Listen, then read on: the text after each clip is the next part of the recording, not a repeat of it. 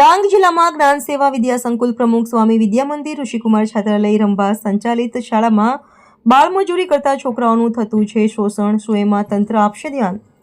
ડાંગ જિલ્લાના જ્ઞાન સેવા વિદ્યા સંકુલ ઋષિકુમાર છાત્રાલય રંભાસના વઘઈ તાલુકા જિલ્લા ડાંગના શાળામાં ચાલતા ભ્રષ્ટાચાર.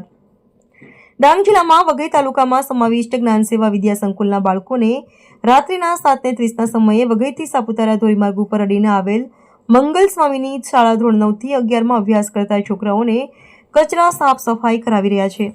એ પણ અંધારાના લાભ ઉઠાવી રહ્યા હોય એમ લાગે છે. જો રાત્રિના સમયે કોઈ છોકરાઓને જાનહાનિ થાય તો જવાબદાર કોણ?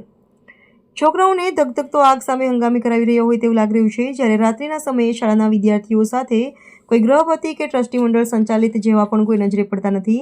એકલ દોકલ છોકરાઓ જોવા મળે છે.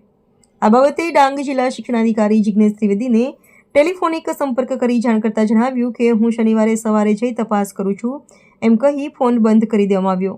વાત પણ પૂરી સાંભળી ન માંગતા હોય તો જ્ઞાન સેવા વિદ્યા સંકુલ રંભાસ ફાર્મ માધ્યમિક શાળાના આચાર્યો કે ટ્રસ્ટી મંડળ સામે શું પગલાં લેશે કે કેમ તે ડાંગ જિલ્લા શિક્ષણાધિકારી જિગ્નેશ ત્રિવેદી જાણે.